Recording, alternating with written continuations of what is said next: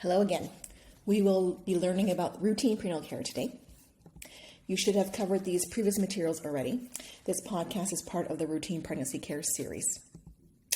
At the end of the session, you'll be able to order recommended prenatal screening for a healthy pregnant person and list the recommended physical examinations and screens done during routine prenatal visits. Our main goal as obstetrical providers is to deliver a healthy baby from a healthy person. We first accomplish this by ensuring proper dating and identify pregnancies at increased risk.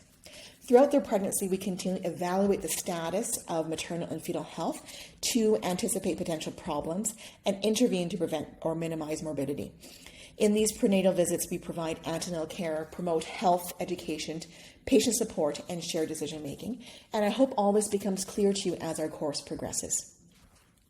There are some things that we can actually change and modify, and then there are things that are non-modifiable. Modifiable risk factors that we review include the use and cessation of substances like smoking, alcohol, or illicit substances. We also counsel on healthy lifestyle changes and exercise during our visits.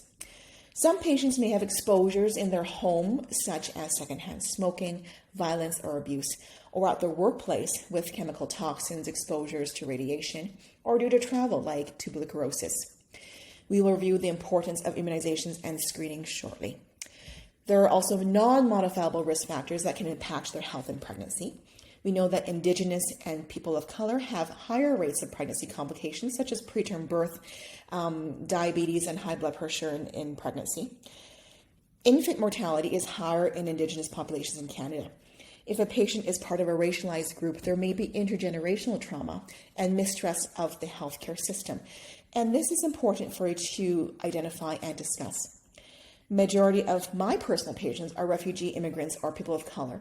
Some have language barriers, which can make it difficult to navigate the medical system.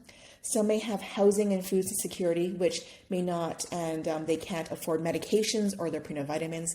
And some have no means of transportation, which can make it difficult to get to appointments.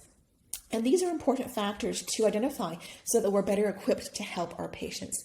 And in an ideal world, we wouldn't wait until somebody's pregnant before we manage some of these concerns, which is why preconception care is really important.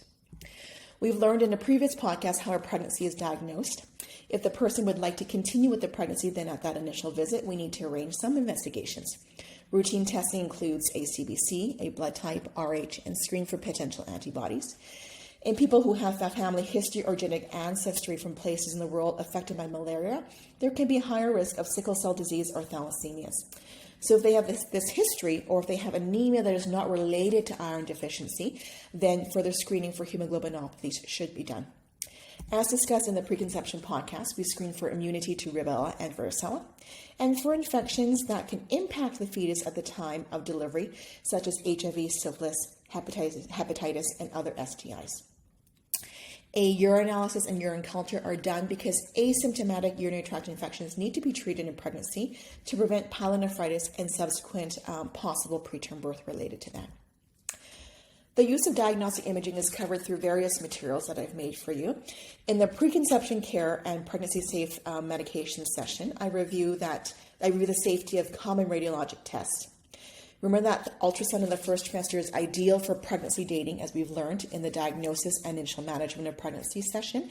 And we also use ultrasounds in pregnancy to screen for potential genetic or congenital concerns in the first and second trimester, as mentioned in the prenatal screening podcast.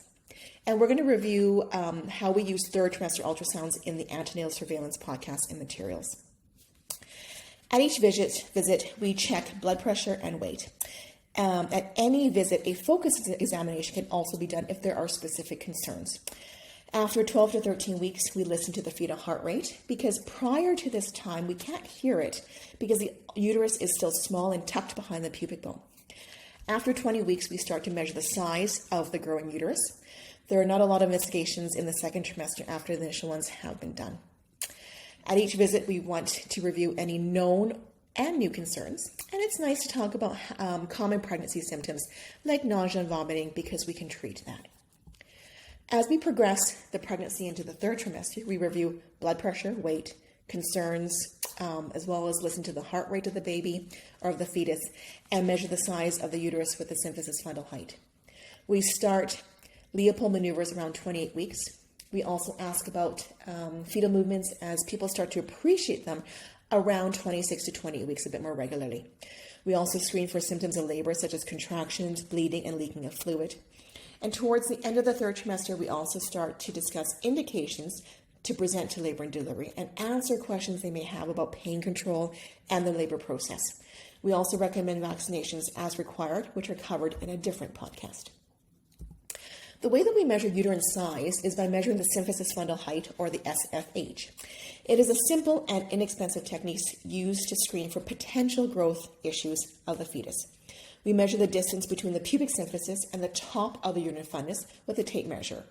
The SFH is measured in centimeters and should correlate to the number of weeks of gestational age, which means that if somebody is 30 weeks pregnant, the SFH should be around 30 centimeters. Very easy. However, this is not a perfect test. The SFH works well for a singleton pregnancy, but there's more than one fetus inside.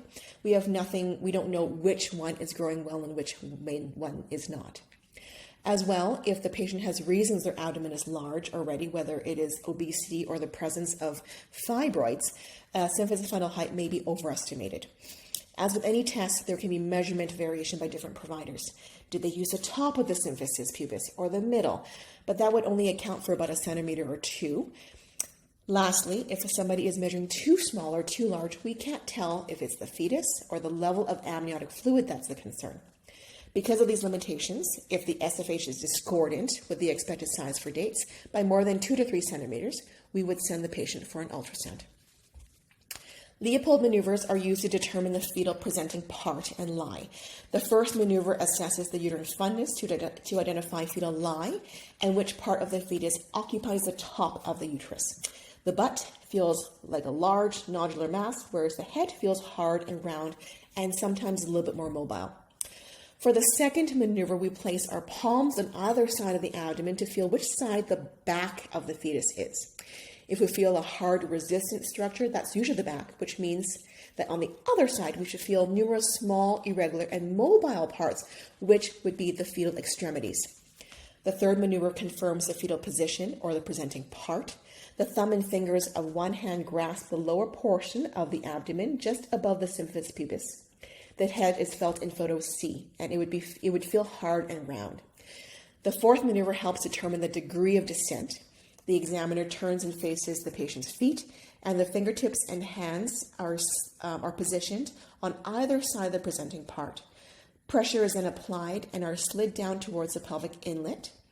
If the head is descended into the pelvis, we might feel the shoulder or the space created by the neck and differentiate that from the hard head. You'll have lots of opportunity to feel this in clerkship, and there's a video here. Labs in the third trimester include screening for diabetes or gestational diabetes at 24 to 28 weeks, where we get them to drink a 50-gram glucose drink and test their sugar response. And at the same time, we screen for anemia, which is common in pregnancy, by doing a CBC and a ferritin. Then at 28 weeks, people who are known to be Rh negative will have a repeat Rh antibody test to see if Rh immunoglobulin is indicated. This will be reviewed during your ALU immunization and antepartum hemorrhage materials.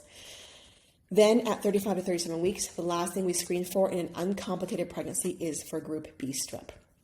For somebody who has risk factors that can affect fetal growth, we would do an additional ultrasound. But if somebody's healthy, this list is all that is needed in the third trimester. And we will review that a little bit more in the fetal growth lecture. Group B strep is a bacteria that is part of the normal biome and is present as a transient or chronic colonizer in the vaginal or GI tracts. Because GBS is a colonizer, they often have no symptoms and are asymptomatic carriers. Occasionally, group B strep can also cause infections to pregnant people, such as a urinary tract infection. The vaginal rectal screening swab is done at 35 to 37 weeks, and if positive, we give penicillin G in labor because treatment of group B strep reduces early onset GBS disease of the neonate, which can present as bacteremia, meningitis, or pneumonia for the baby. Early onset GBS disease occurs within 7 days of delivery and affects 1 to 2% of infants born to GBS colonized people without treatment. If a patient had a previously GBS affected neonate or had a GBS related UTI in the current pregnancy, we don't screen, we just give them Pen-G when they present in labor. As with Other areas of medicine, there are things that might still be done by providers, even though there's little evidence of benefit. As per Choosing Wisely, this one applies to prenatal care. We do not perform routine urinalysis at every antenatal visit in low-risk normal-tensive people.